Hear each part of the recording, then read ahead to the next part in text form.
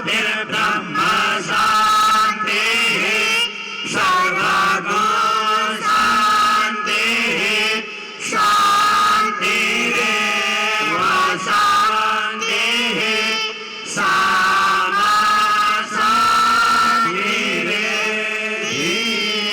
शांतिर्भवेन्द्र प्रेतस्रवाः स्वस्ति नः पूषा विश्ववेदाः स्वस्ति नस्ताक्षो आरिष्टानेमिः स्वस्ति नो बृहस्पतिर्दधातु भद्रं कर्णेभिः शृणुयामदेवा भद्रं पश्येमाक्षभिर्यजत्राः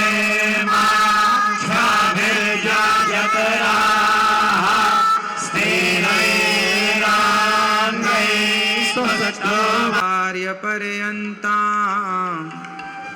वन्दे गुरुपरम्पराम्।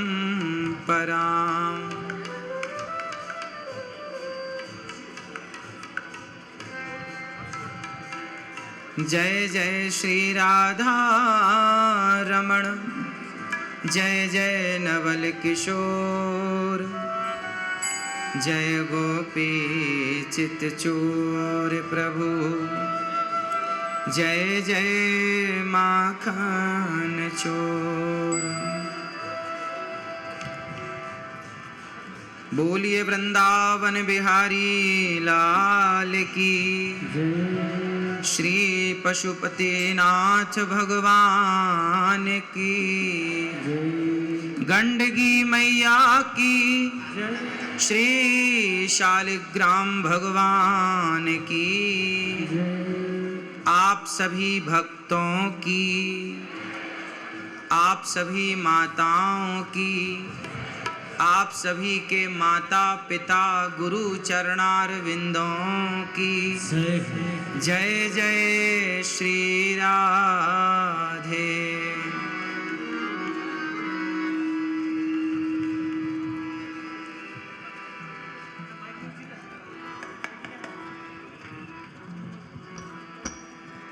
भगवान की पावन कृपा, पशुपतिनाथ भगवान की पावन कृपा से आज आप सभी के बीच में आकर के आप सबका दर्शन करने का परम सौभाग्य प्राप्त हुआ। मंचस्थ सभी विद्वानों को, सभी आचार्यों को, सभी गुरुजनों को, आप सभी संतों को बारंबार नमन। आप सभी के चरण धूलि उठाकर ये दास अनिरुद्ध अपने माथे पर रखता हुआ अपने आप को कृतार्थ करता है आप सबकी चरण रज से। आप सब उपस्थित माताएं, बहनें, बच्चे, बुजुर्ग सभी के चरणों में दास अनिरुद्ध का कोटि कोटि नमन।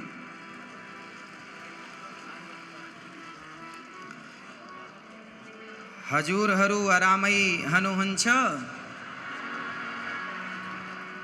आप सब ठीक हैं? आप सबके घर परिवार में सब आनंद है? चलो भगवान पशुपतिनाथ की कृपा से आप सबके घर में यूं ही आनंद बरसता रहे। आपके घर में, आपके घर आंगन में बच्चों की किलकारियां गूंजती रहें। सदा आप सुखी और स्वस्थ रहें।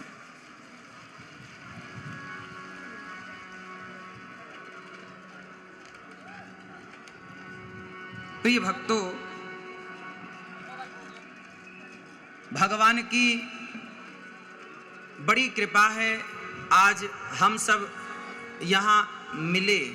बहुत पहले नेपाल आने का सौभाग्य मिला पर आ नहीं पाया कोरोना लॉकडाउन के कारण। आज आप सबका दर्शन करने का लाभ प्राप्त हुआ।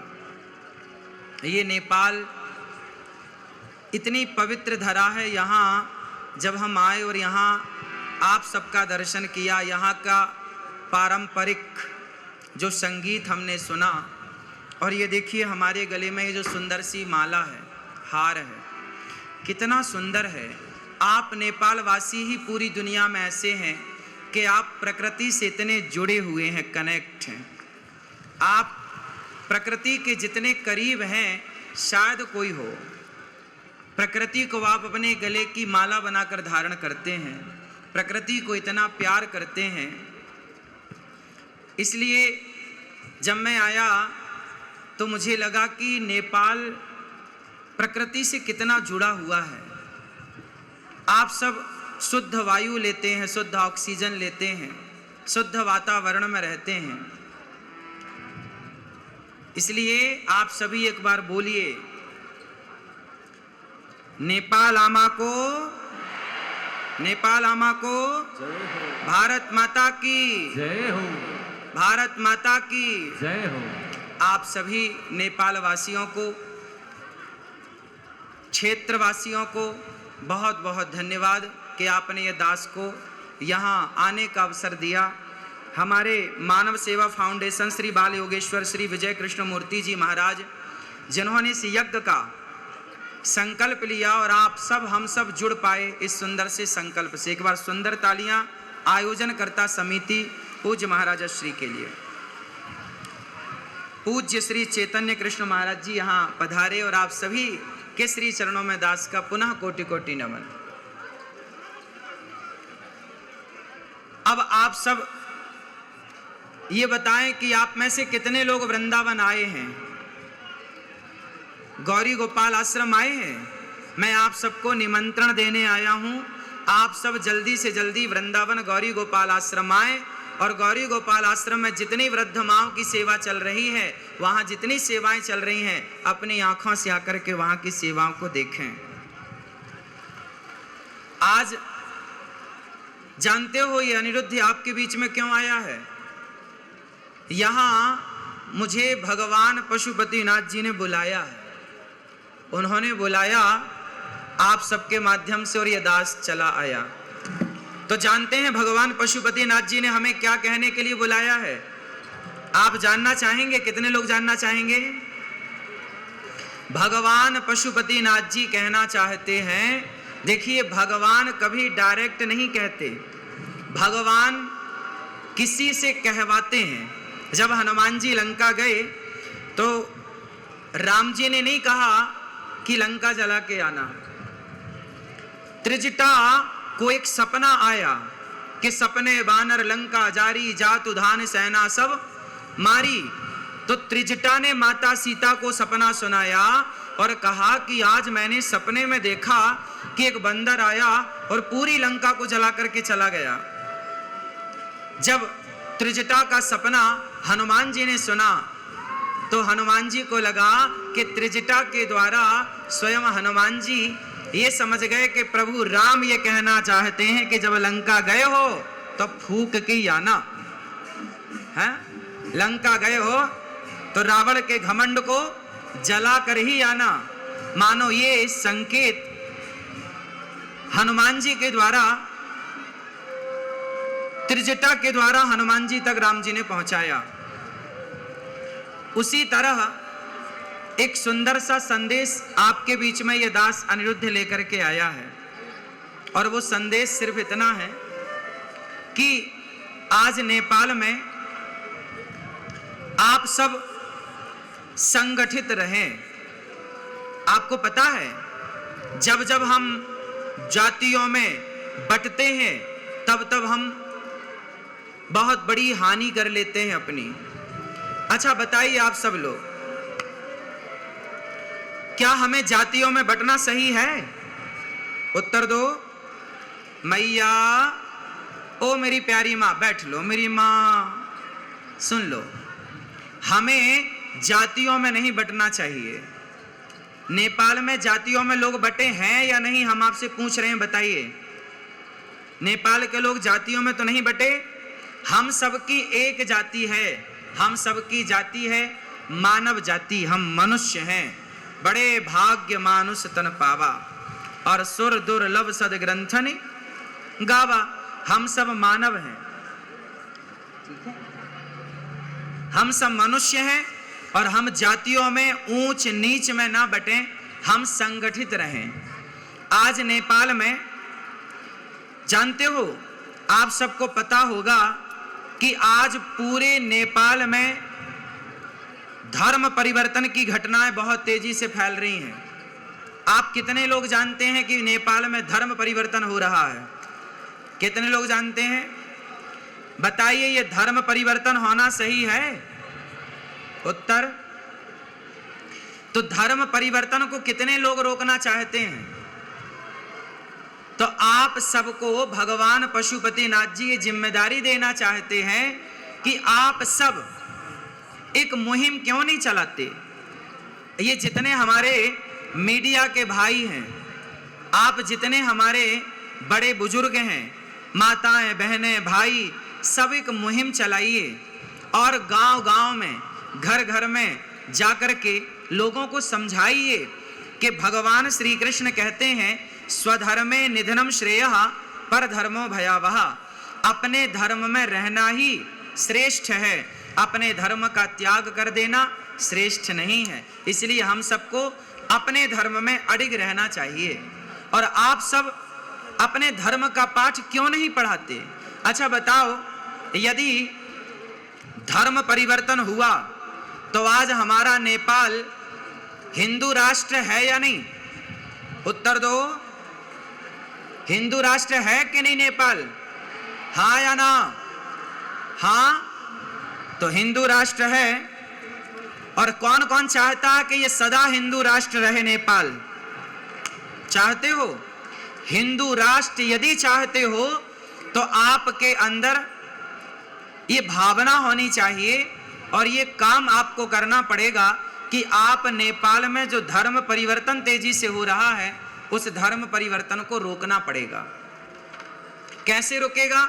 हम सब जागें, ये मीडिया वाले भाई जाएं, सवाल करो, जो धर्म परिवर्तन कर लेते पूछो कि तुमने धर्म छोड़कर क्या पा लिया, क्या पा लिया और आगे क्या पाओगे। जो व्यक्ति अपने धर्म, हमारे यहाँ मर गए लोग लेकिन अपने धर्म को नहीं छोड़ा। अच्छा बताइए, राम के पास क्या है, धन या धर्म? बोलो। रावण के पास क्या है, धन कि धर्म? रावण के पास धन है, धर्म नहीं, और राम के पास धर्म है, धन नहीं। हाँ या ना? लंकापति रावण सोने की लंका में रहता है, बड़ा धनवान है, पर उसके अंदर धर्म नहीं है। अरे धर्म होता तो पराई स्त्री का अपहरण क्यों करता?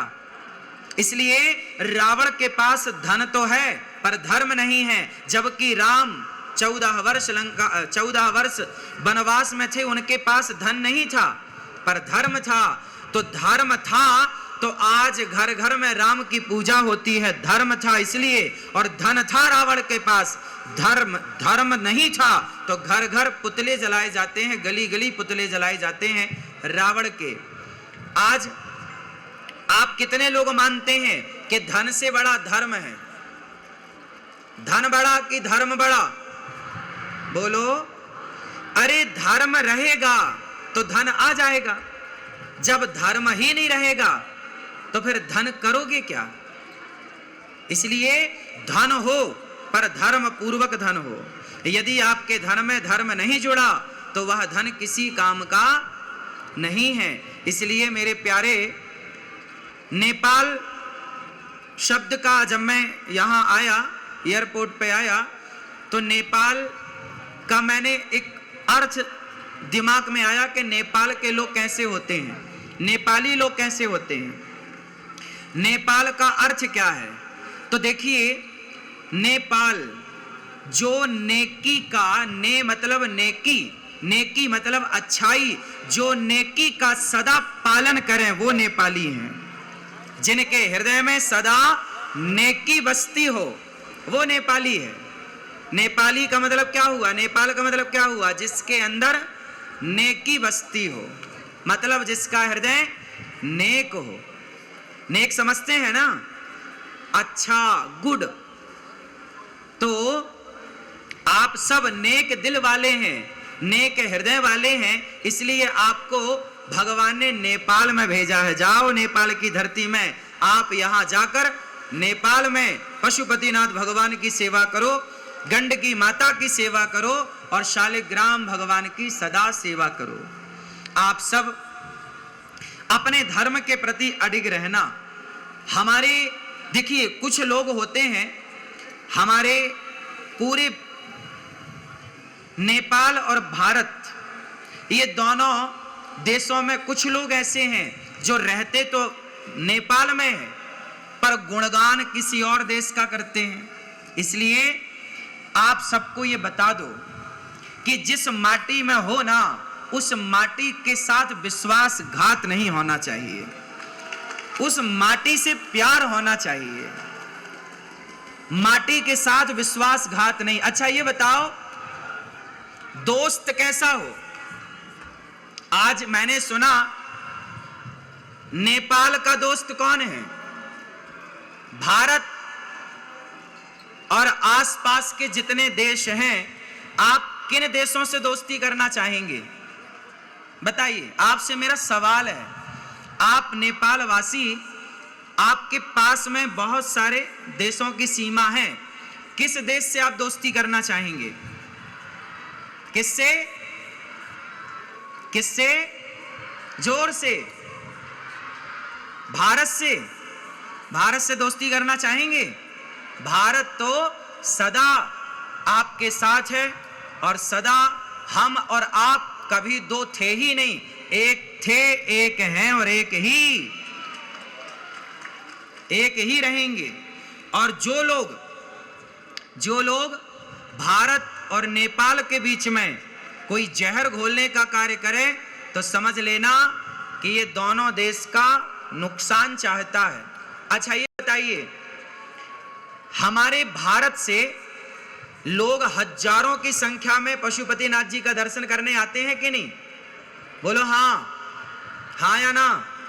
भारत से हजारों लोग गंडकी माता का दर्शन करने आते हैं कि नहीं? भारत से लाखों लोग शालिग्राम भगवान लेकर जाते हैं कि नहीं? इसका मतलब है कि भारत की आस्था नेपाल से जुड़ी है। भारत नेपाल को अपना मानता है। भारत के आने से नेपाल की अर्थव्यवस्था मजबूत होती है। जरा विचार करो कि चाइना अगर नेपाल आया तो चाइना क्या पशुपतिनाथ भगवान का दर्शन करने आएगा?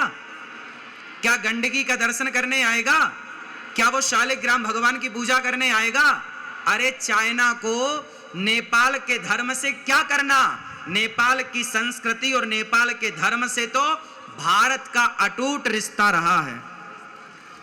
इसलिए भारत और नेपाल, इन दोनों देशों के बीच में कभी किसी भी प्रकार की लकीर ना खींचे, क्योंकि हम दोनों यदि मिलकर रहेंगे तो निश्चित है कि हमारी और आपकी अर्थव्यवस्था, राष्ट्रीय स्तर की मैं बात कर रहा हूं, समृद्ध रहेंगे, हम सब खुशहाल रहेंगे। और आपने यदि दोस्ती उन लोगों से कर ली जिन्हें गंडकी माता और शालिग्राम भगवान और पशुपतिनाथ जी से कोई लेना देना नहीं, तो सोचिए इस धर्म का, इस संस्कृति का क्या होगा। इसलिए मेरी आप सबसे प्रार्थना है, आप सब भारत आइए और गौरी गोपाल आश्रम में चल रही सेवाओं का दर्शन करिए। और सावन का ये पावन पर्व है। आप कितने लोगों ने सावन में व्रत रखा है? रखा है। भगवान शिव को जल चढ़ा रहे हैं कि नहीं? कौन सा जल? कौन सा जल? सारे जल चढ़ाओ, पर भगवान शिव को पता है कौन सा जल पसंद है? भगवान शिव को नेत्रों का जल पसंद है। इतना प्रेम उमड़ना चाहिए आपके भीतर शिव के प्रति कि आंखों से अश्रुधार बह पड़े और शिव जी के ऊपर जाकर चढ़ जाए। ऐसी नेत्रों की धारा। भगवान शिव को क्या पसंद है बताइए? प्रेम। राम ही केवल प्रेम प्यारा और जान ले ये जो जाननी हारा। राम को क्या पसंद है? बोलो। नेपाल वासियों को क्या पसंद है? क्या पसंद है? नफरत पसंद है या प्रेम? क्या पसंद है? प्रेम। आप सब नेपाल वासियों को प्रेम पसंद है। और हमारे प्रभु राम भी कहते हैं कि राम ही केवल प्रेम प्यारा, इसलिए प्रेम से मिलजुल करके रहिएगा। अच्छा बताओ, नेपाल वासी आप कितने भाई हैं? जोर से, कितने भाई हैं आप लोग?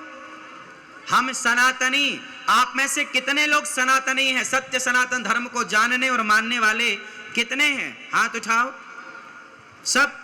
तो सुनो, हम सभी सनातनी, चाहे भारत में हो या नेपाल में हो या भूटान में हो या जापान में हो या अमेरिका या लंदन, कहीं भी सनातनी हो। सनातनी 4 भाई हैं। कितने भाई? कौन कौन से? ब्राह्मण, क्षत्रिय, वैश्य और शूद्र। हम चारों एक पिता की संतान हैं और हम चारों सदा से भाई रहे हैं। कुछ लोगों ने ये जातिवाद का जहर घोलकर हम लोगों को आपस में लड़ाने का कुछ लोगों ने षड्यंत्र किया। आपसे मेरी हाथ जोड़ के प्रार्थना है कि आप कभी षड्यंत्र में मत उलझिएगा।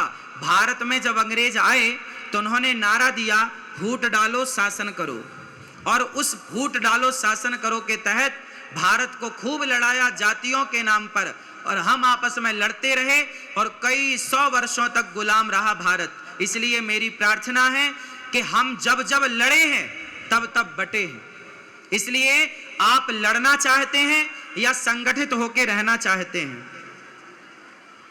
कितने लोग संगठित होकर रहना चाहते हैं? तो फिर आप कभी मत लड़िएगा कि मैं ब्राह्मण, मैं क्षत्रिय, मैं वैश्य, मैं शूद्र। हम चारों भाई हैं और एक दूसरे के काम आना है, एक दूसरे के सुख दुख में खड़े होना है, एक दूसरे का सहयोग करना है। यदि हम बट जाएंगे ना तो मिट जाएंगे। इसलिए अपने आप को बटने मत दीजिएगा। जो बट गया वो मिट गया।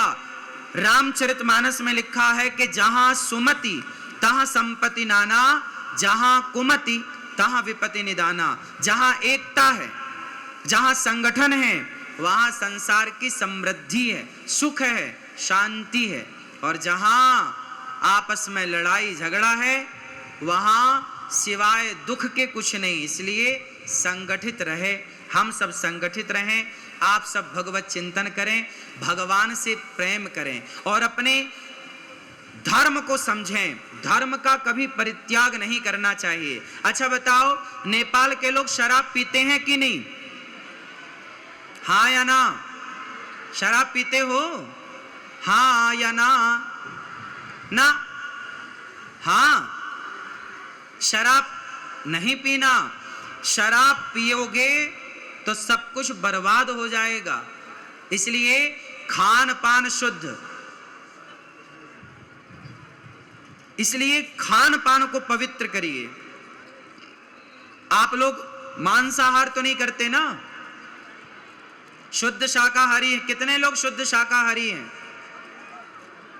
शाकाहारी हैं। कभी भी अपने स्वाद के लिए किसी जीव की हत्या नहीं करनी चाहिए। हमें अच्छा लगता है इसलिए हम किसी को मार कर खाएं, कितना बड़ा पाप है। बताइए, अपने स्वाद के लिए किसी को मारना सही है? इसलिए जीव हत्या पाप है। इसलिए हम भारतीय, हम सनातनी है ना, हम हिंदू है ना, हमें कभी अपने स्वाद के लिए किसी की हत्या नहीं करनी। हमारे धर्म में लिखा है, अहिंसा ही परमो धर्मः। किसी की हत्या करना पाप है और किसी को जीवन दान देना पुण्य है। इसलिए आप किसी की हत्या ना करें, ऐसी मेरी प्रार्थना है। शराब इत्यादि से अपने आप को और अपने बच्चों को बचाएं। एक अच्छा इंसान बनाएं, राष्ट्र प्रेमी बनाएं, कुछ ऐसा बनाएं कि वो देश में अपना नाम रोशन करे, भारत का, और वो अपने नेपाल का, वो अपने समाज का, अपने संस्कृति का, अपने धर्म का वो नाम रोशन करे। ऐसा कुछ करे। इसलिए आप अपने बच्चों को संस्कारवान बनाइए। शराब, जुआ, नशा, इन सब से बचाइए। आज के जमाने में पता है क्या है? आज की आधुनिकता में हम इतने भागे जा रहे हैं कि आधुनिक होने के नाम पर, हम मॉडल होने के नाम पर अपने संस्कारों को, अपनी संस्कृति को छोड़ते चले जा रहे हैं। इसलिए हमें अपनी संस्कृति, अपने संस्कारों का परित्याग नहीं करना चाहिए। ठीक है, तो आप कितने लोग मांसाहार और शराब से बचेंगे, अपने बच्चों को बचाएंगे और अच्छे संस्कारवान बनके अपने राष्ट्र की सेवा करेंगे। ठीक है, आप सभी का बहुत बहुत धन्यवाद। आपने इतने आनंद के साथ दास अनिरुद्ध को सुना, हमें आपके बीच में आने का मौका मिला। आप सबको मेरी प्रार्थना है, आचार्य चरणों को प्रार्थना है, मंचस्थ सभी भक्तजनों को प्रार्थना है कि आप सब वृंदावन आए, गौरी गोपाल आश्रम में आए और गौरी गोपाल आश्रम आकर वृंदावन में वहाँ वृद्ध माँओं की सेवा हो रही है। 281 वृद्ध माएँ गौरी गोपाल आश्रम में रहती हैं। 150 बच्चे वहाँ निःशुल्क पढ़ते हैं। अखंड लंगर रसोई चलती है, सब आकर के प्रसाद पाते हैं। ये सारी सेवा बिहारी जी ने दी है। बोलिए बांके बिहारी लाल की, कृष्ण कन्हैया लाल की, राधे राधे। आप सबके चरणों की धूल को ये दास अनिरुद्ध कोटि कोटि नमन करता है। आप सभी नेपाल वासियों को बारंबार दंडवत प्रणाम। आप सभी के चरण रज को प्रणाम। आप सभी के माता पिता को प्रणाम। आप सभी के गुरुजनों को प्रणाम। आप सब यहाँ प्रेम पूर्वक बैठे हैं। आप सब ने इस सुंदर से आयोजन में सम्मिलित होकर भगवान शिव का दर्शन करके अपने जीवन को कृतार्थ किया। हमारे श्री बाल योगेश्वर श्री विजय कृष्ण मूर्ति जी जो संकल्प करता है और रामकृष्ण उपाध्याय हिंदू जागरण नेपाल अध्यक्ष और राष्ट्रीय सभा को उपाध्यक्ष माननीय श्री विमला धीमरे जी, आप सबका बहुत बहुत धन्यवाद। श्री चैतन्य महाराज जी और आप सभी मंचस्थ सभी आचार्यों को, मातृशक्ति को कोटि कोटि नमन। आप सबको जय श्रीमन नारायण, जय श्री कृष्णा, राधे राधे। नेपाल आमालो आमा को जय हो, भारत माता की जय हो, गंडगी मैया की जय हो, शालिग्राम भगवान की जय हो, पशुपतिनाथ भगवान को जय हो।